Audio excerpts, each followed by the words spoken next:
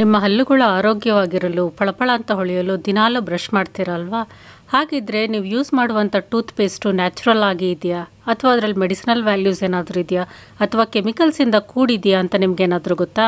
ಆದರೆ ಹೇಗೆ ಟೆಸ್ಟ್ ಮಾಡೋದು? ನಿಮ್ಮ ಟೂತ್ ಪೇಸ್ಟ್ ಕೊನೆಯಲ್ಲಿ ಈ ರೀತಿ ಕಲರ್ ಸ್ಟ್ರಿಪ್ಸ್ ಇರುತ್ತೆ. ಈ ಕಲರ್ ಸ್ಟ್ರಿಪ್ಸ್ ಏನನ್ನು ಇಂಡಿಕೇಟ್ ಮಾಡುತ್ತೆ ಗೊತ್ತಾ? ಒಂದೊಂದು ಕಲರ್ ಒಂದೊಂದು ಇನ್ಫಾರ್ಮೇಷನನ್ನು ನಮಗೆ ಕೊಡುತ್ತೆ. ನಿಮ್ಮ ಟೂತ್ ಪೇಸ್ಟ್ ಕೊನೆಯಲ್ಲಿ ಗ್ರೀನ್ ಕಲರ್ ಸ್ಟ್ರಿಪ್ ಇದ್ದರೆ ಎಲ್ಲ ನ್ಯಾಚುರಲ್ ಇಂಗ್ರೀಡಿಯೆಂಟ್ಸ್ನ ಯೂಸ್ ಮಾಡಿ ಟೂತ್ ಪೇಸ್ಟನ್ನು ಮಾಡಲಾಗಿದೆ ಅಂತ ಅರ್ಥ.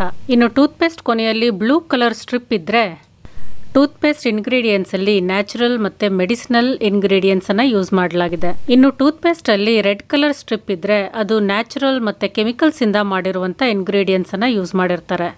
ನಾಲ್ಕನೇದು ಬ್ಲ್ಯಾಕ್ ಕಲರ್ ಸ್ಟ್ರಿಪ್ ಏನಾದರೂ ಇತ್ತು ಅಂತ ಹೇಳಿದ್ರೆ ಕಂಪ್ಲೀಟ್ ಆಗಿ ಎಲ್ಲ ಕೆಮಿಕಲ್ಸಿಂದ ಮಾಡಿರುವಂಥ ಇಂಗ್ರೀಡಿಯೆಂಟ್ಸನ್ನು ಯೂಸ್ ಮಾಡಿರ್ತಾರೆ. ಯಾವುದು ಉತ್ತಮ ನಿಮ್ಮ ಹಲ್ಲಿಗೆ ನೀವೇ ಆಯ್ಕೆಯನ್ನು ಮಾಡ್ಕೋಬೋದು.